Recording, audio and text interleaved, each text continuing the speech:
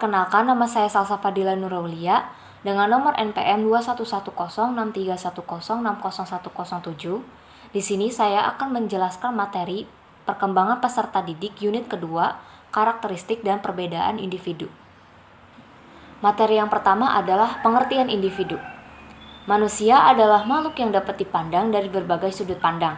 Manusia telah menjadi salah satu objek filsafat, baik objek formal yang mempersoalkan hakikat manusia maupun objek material yang mempersoalkan manusia sebagai apa adanya manusia dengan berbagai kondisinya. Sebagaimana dikenal adanya manusia sebagai makhluk yang berpikir atau yang disebut juga Homo sapiens, makhluk yang berbentuk atau Homo faber, makhluk yang dapat dididik atau Homo educandum, dan seterusnya. Nah, dari beberapa pandangan tersebut membuktikan bahwa manusia adalah makhluk yang kompleks. Bangsa Indonesia menganut pandangan bahwa yang dimaksud dengan manusia secara utuh adalah manusia sebagai pribadi yang memiliki berbagai ciri atau sifat kodrati manusia yang seimbang antara berbagai segi. Segi-segi tersebut diantaranya yang pertama adalah individu dan sosial, yang kedua jasmani dan rohani, dan yang ketiga dunia dan akhirat. Keseimbangan hubungan tersebut menggambarkan keselarasan hubungan antara manusia dengan dirinya, manusia dengan sesama manusia, manusia dengan alam sekitar ataupun lingkungannya, dan juga hubungannya manusia dengan Tuhan. Uraian tentang manusia dengan kedudukannya sebagai peserta didik. Haruslah menempatkan manusia sebagai pribadi yang utuh. Dalam kaitannya dengan kepentingan pendidikan akan lebih ditekankan hakikat manusia sebagai kesatuan sifat makhluk individu dan makhluk sosial, sebagai kesatuan jasmani dan rohani, dan sebagai makhluk Tuhan dengan menempatkan hidupnya di dunia sebagai persiapan kehidupannya di akhirat. Sifat-sifat dan ciri-ciri tersebut merupakan hal yang secara mutlak disandang oleh manusia sehingga setiap manusia pada dasarnya sebagai pribadi atau individu yang utuh. Individu itu sendiri artinya tidak dapat dibagi atau undivided, tidak dapat dipisahkan, keberadaannya sebagai makhluk yang pilah, tunggal, dan khas. Seseorang berbeda dengan orang lain itu karena ciri-ciri yang khusus itu. Nah, berdasarkan pengertian tersebut dapat dibentuk suatu lingkungan untuk anak yang dapat merangsang perkembangan potensi-potensi yang dimilikinya dan akan membawa pertumbuhan-pertumbuhan apa saja yang diinginkan dalam kebiasaan dan sikap-sikapnya.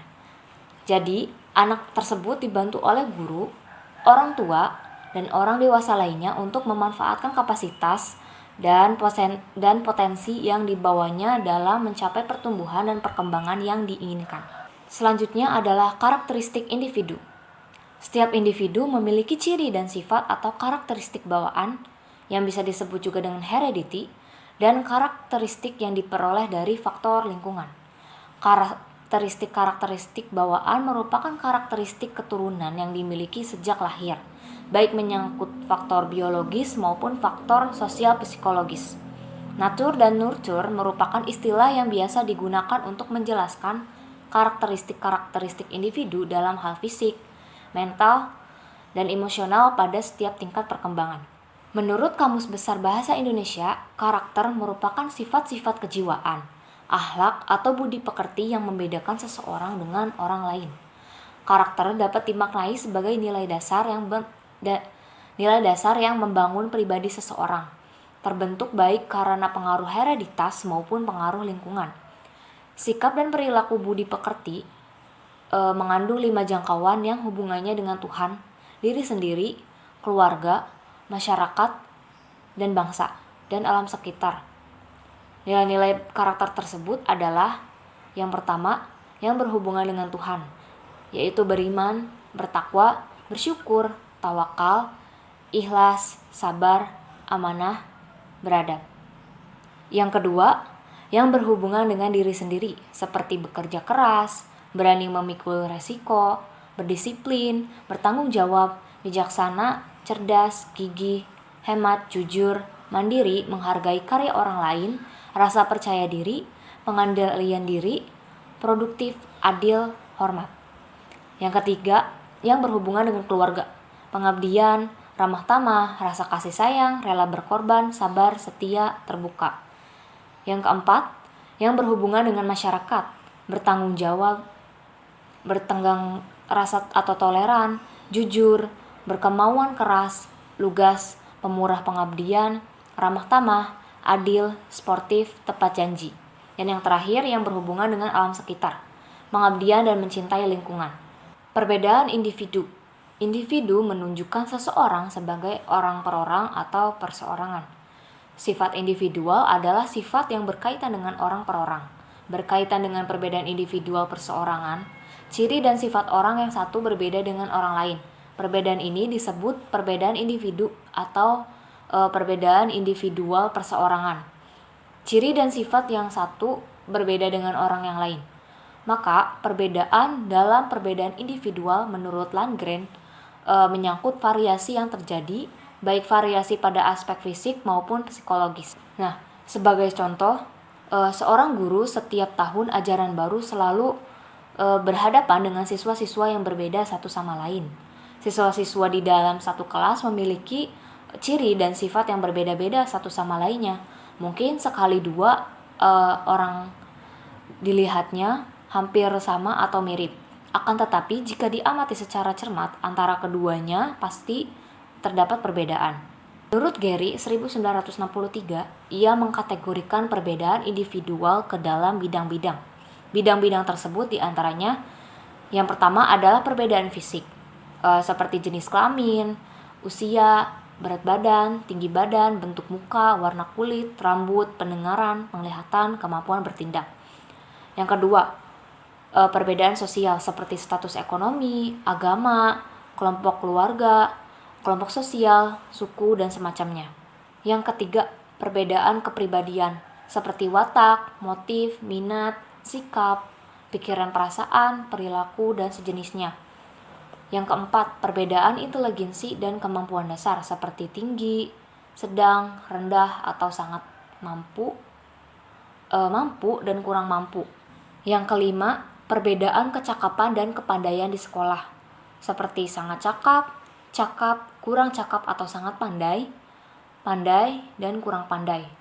Yang keenam, perbedaan kognitif. Perbedaan kognitif yaitu perbedaan kemampuan yang berkaitan dengan penguasaan ilmu pengetahuan dan teknologi. Kemampuan ini sangat ditentukan oleh inteligensi individu. Yang ketujuh, perbedaan individual dalam kecakapan bahasa.